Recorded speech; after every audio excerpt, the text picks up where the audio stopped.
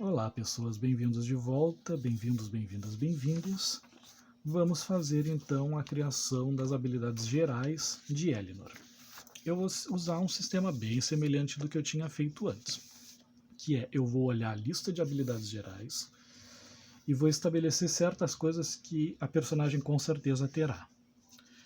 Então vamos lá, ela com certeza vai ter as três habilidades gerais que tem a ver com a sobrevivência do personagem: sanidade, estabilidade e vitalidade.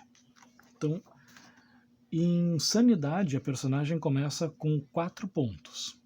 Então, ela vai ter sempre no começo 4 de sanidade. Eu posso aumentar isso se eu quiser ou não. Eu vou explicar depois o porquê disso, mas hoje eu quero fazer um vídeo um pouco mais curto, porque são muitas habilidades e coisas assim. Então, eu vou só explicar vou escolher o que eu vou fazer e depois eu digo para vocês o porquê. Mas eu estou pensando aqui com vocês, tá? Eu não pensei nisso previamente. Vamos lá. Sanidade representa o quão apegado ao mundo o meu personagem é. Então, nesse momento, ela é uma pessoa que tem bastante amigos, que tem bastante coisas na vida dela, ela tem razões para viver, ela tem razões para estar aqui, ela não se sente uma pária no mundo, então a sanidade dela vai ser um valor alto. Então, sanidade, ela começa com 4. E eu vou colocar mais 5 pontos aqui, totalizando 9 de sanidade. Sanidade, o limite é 10, e eu vou deixar em 9, porque 9 para mim é um valor bom. Todas as outras habilidades gerais, eu coloco um limite para mim de 12. E quando eu jogo com os meus amigos, eu digo para eles que o limite deles também é 12.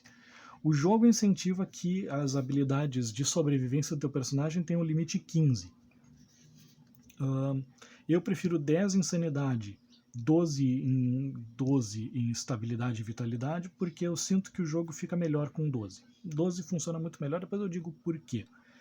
Mas vamos lá. Em questão de estabilidade, se ela é uma pessoa que se assusta com facilidade, se ela é uma pessoa que perde o controle de si mesmo, se ela é alguém que se descontrola, que surta, que numa crise emocional vai muito longe, eu diria assim, dada toda a circunstância que ela tem, dada o lado com o sobrenatural que ela tem do ocultismo.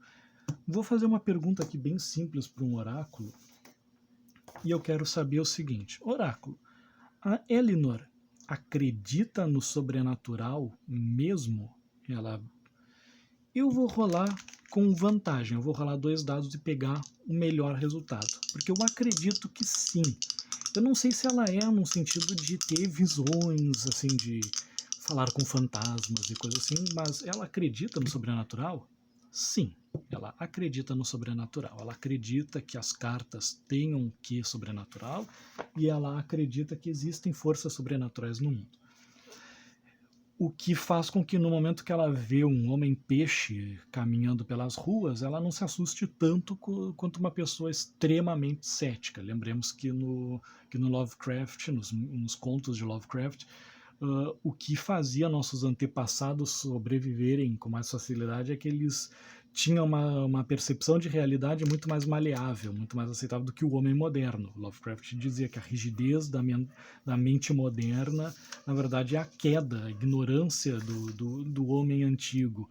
E a aceitação de que existiam coisas inexplicáveis no universo fazia com que ele vivesse com mais tranquilidade. O homem moderno, que está sempre tentando entender tudo e que tem a rigidez científica por trás dos seus, como bastião do seu aspecto mais inquisitivo, quando ele se depara com algo que não faz sentido naquele sistema rígido que ele já estabeleceu, a mente dele se parte em 2. Então, a estabilidade dela, eu vou dizer que é boa também. Eu vou dizer que ela tem uma estabilidade de 12. É maravilhosa, inclusive. Então, ela tem 12 de estabilidade. Com relação à vitalidade, tem a ver com o aspecto físico dela, saúde. Como que é essa personagem? Ela é alguém que tem uma saúde debilitada? Ela é uma pessoa que tem algum tipo de fragilidade ou coisa assim, olhando tanto pela foto quanto pelo background que a gente criou, não me parece que seja isso. Ela parece uma pessoa que cuida do próprio corpo, que cuida da própria saúde, ela parece uma pessoa que mesmo num período de crise, ela agora está tendo uma estabilidade financeira, então ela está se alimentando bem, ela está vivendo num ambiente um pouco mais higiênico. Então eu diria que a vitalidade dela é melhor do que um mínimo ali. Então, indo de 1 até 12, eu diria que a vitalidade dela está na base de um 10, talvez. Talvez um... Eu não colocaria 12, não é acima de 12, ela não é uma pessoa que tem uma grande preocupação em se manter, mas ela está com certeza acima da média. Então, temos aqui. Nisso eu já posso contar algumas coisas. Eu gastei 9 num, 11 no outro, então 9 mais 11, 20, mais 5, 25. Então só aqui eu gastei 25 pontos para criar o meu personagem. Eu tenho 65, então sobraram 40.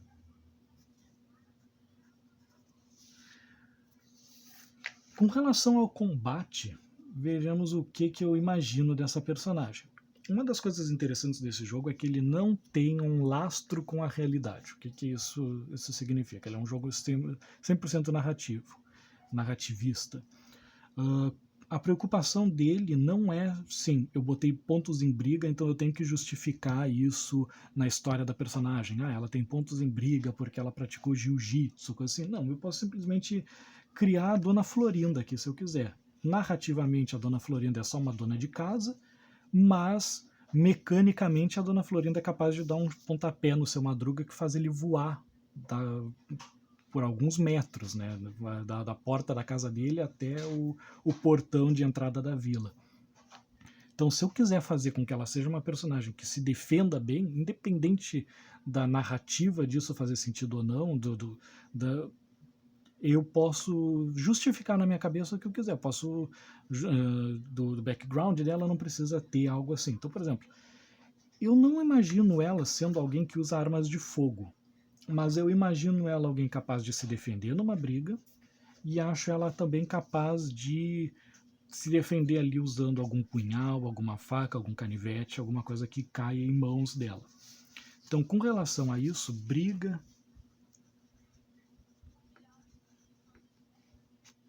e armas brancas vão ter alguma pontuação. Os valores vão de 0 a 12. Se tu quiser garantir um sucesso antes de uma rolagem de dados, você pode gastar 3 pontos e tu quase certamente vai garantir esse sucesso, porque a maioria dos testes é dificuldade 4. Se você gastar 3 pontos, fica apenas 1. A menos que você role 0 no dado, o que é impossível, né? Se bem que é um jogo Lovecraftiano, nada impede que o dado role para uma dimensão paralela, mas a princípio, contanto que tu não role ele numa curva geométrica impossível e faz com que o dado viaje no tempo, tu vai rolar pelo menos 1 nele. Então, os 3 que tu gastou, mais 1 ponto. Então, se eu quiser, por exemplo, garantir que eu vá acertar pelo menos um soco, eu posso botar 3 pontos, gasto os 3 pontos nesse um soco e pronto. Então, eu costumo criar meu personagem em múltiplos de 3. Então, briga, por exemplo, eu imagino ela saindo mais no tapa, no soco, dando uns pontapés assim, tipo, me larga e coisa assim, empurrar a pessoa longe e tentar fugir, do que ela já sacando uma faca e saindo a troco, né, de ver sangue rolar. Então, armas brancas ela vai ter 3 pontos. Eu consigo, então, gastar pontos pouquinhos em cada rolagem, se eu quiser. Eu posso fazer até 3 rolagens gastando 1 ponto em cada. Ou eu posso gastar os 3 pontos numa rolagem só e, com certeza, enfiar a faca em alguém. E em briga, eu vou botar 6 pontos. 6 pontos significa que, se eu quiser mesmo, eu posso, com toda certeza, acertar 2 golpes físicos em alguém numa briga. Se eu não estou pensando muito nisso, eu posso gastar pouquinhos, eu posso gastar de 2 em 2, eu posso gastar 2 em 3 testes, eu posso gastar 1 ponto em 6 testes diferentes, eu tenho uma flexibilidade maior. Então, briga 6, armas brancas 3. Vamos aqui para uma outra possibilidade aqui que nós temos. Então, condução. Eu já estabeleci aqui, vamos... Pensando bem, eu vou deixar a condução para daqui a pouco. Então, aqui eu tenho mais 9 pontos. Então, 40 menos 9, 31. Tá, aqui já nós vamos criar nosso personagem. Atletismo. Ela é uma pessoa atlética...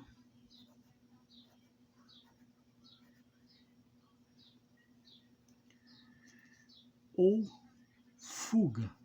Há essa dicotomia no jogo e eu gosto dela. Apesar dela adicionar um crunch a mais, aqui, perdão pelo inglês, aqui não tem uma tradução, ela acrescenta uma dificuldade a mais, é um calombo a mais, mais um quebra-molas na criação desse personagem, né? Mas basicamente é o seguinte, atletismo serve para correr, pular, nadar, fazer qualquer coisa que envolva desempenho físico. Fuga envolve tudo isso, contanto que seja para fugir do monstro. Ou seja, se eu estou tentando fugir de um monstro, eu posso gastar pontos ou de atletismo ou de fuga. Inclusive, eu posso, se o narrador permitir, eu posso gastar de ambos. Eu, pessoalmente, não permito para criar o dilema. Já vou dizer o ponto. Então, atletismo ou fuga. Porém, se eu estou tentando correr atrás de alguém, eu só posso gastar pontos de atletismo.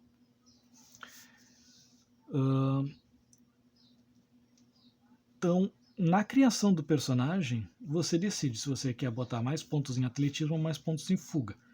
Se fuga tiver um valor que seja no mínimo o dobro do valor de atletismo, ela custa metade dos pontos. E no começo, ambas têm 0, ela conta como tendo o dobro. Então, basicamente, o que eu posso fazer? Se eu botar um ponto em atletismo, vamos supor, eu vou ter que gastar, e eu quiser botar pontos em fuga, o meu primeiro ponto em fuga custa 1 normal. O meu segundo ponto em fuga custa 1 normal também. Só que agora eu tenho 2 em fuga e 1 em atletismo. Então agora, para aumentar do 2 para o 3, eu gasto apenas meio ponto.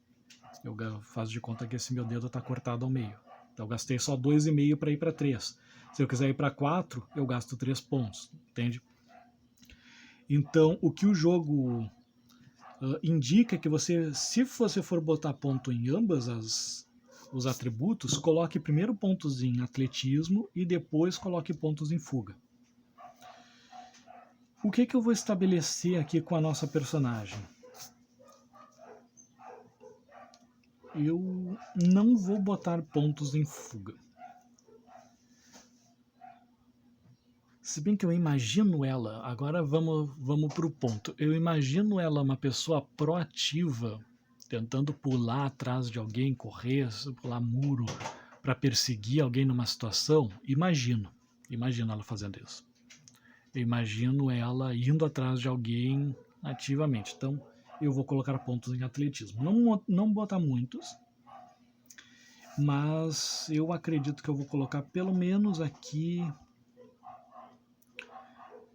pelo menos uns 6 ou 3. Vamos ver aqui. Então, eu vou rolar um D6. De 1 a 3, eu vou colocar só 3 pontos. 4, 5 ou 6, eu coloco 6 pontos.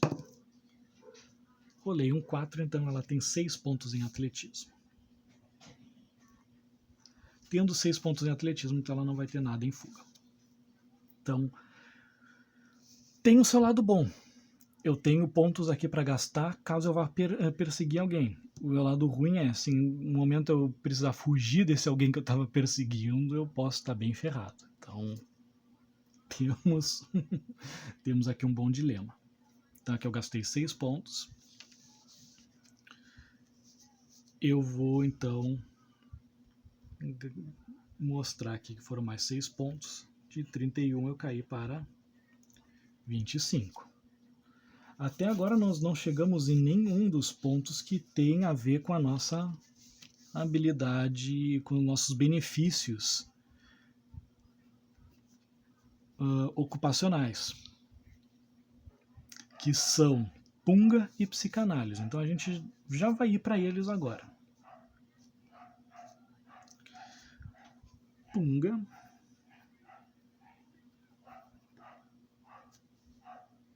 e psicanálise. Ambos têm um asteriscozinho em cima mostrando que eles são habilidades ocupacionais. Eles têm a ver com o meu personagem. Então vamos lá. Psicanálise tem a ver com a minha capacidade não só de entender a psique humana, mas de conseguir ajudar pessoas a superarem traumas. Eu consigo fazer com que uma pessoa se acalme, eu consigo fazer com que uma outra personagem recupere pontos de estabilidade, eu consigo tirar alguém de um surto. Então é uma habilidade que eu acho que se encaixa bastante com ela. E eu vou aqui botar um pouco a mais, eu vou botar 8 pontos em psicanálise. O que significa que eu gastei 4 pontos, na verdade. Punga, por outro lado, e aqui vem uma das dificuldades, porque como ela é uma habilidade de benefício, ela gasta sempre meio ponto. Então eu botar pontos ímpares para mim é o pior que eu posso fazer. Então vai ser um número par. E Punga vai ter a ver com o seguinte. A minha personagem não é uma ladra. Ela nunca roubou uma cliente, ela não é de roubar coisas, ela é uma pessoa honesta. Porém, o simples fato dela, como eu disse, ela praticou formas interessantes de embaralhar as cartas, de mostrar a mesa dela numa maneira. Então isso acabou criando nela uma certa destreza. E ela consegue, quando ela precisa mesmo de alguma coisa nesse ritmo, fazer algo diferente. Então os dedos leves dela não vêm de uma malícia, mas vêm, na verdade, de uma habilidade que ela treinou por uma coisa extremamente ética, só que acaba acrescentando nela esse benefício de que ela também consegue pegar pequenos objetos sem ser vista, ela consegue manipular coisas de uma maneira que não chame muita atenção. E Punga eu também gosto de usar caso tu queira impressionar alguém de alguma maneira, com a tua destreza e tudo mais. Então eu vou botar 6 pontos. Não é muito, mas está bem na metade, né? De entre 0 e 12, o 6 está bem no meio do caminho. Então aqui nós temos mais 3 pontos que eu gastei aqui, mais os 4 que eu gastei aqui, 7 pontos. Então aqui nós vamos para o 25, 25 menos 7, nós temos 18 pontos. O vídeo está ficando enorme, então eu vou fazer uma pequena pausa e no próximo nós completamos as outras habilidades gerais que vão ser um pouco mais rápidas, provavelmente o próximo vídeo vai ficar bem curto. Então, até lá, pessoas.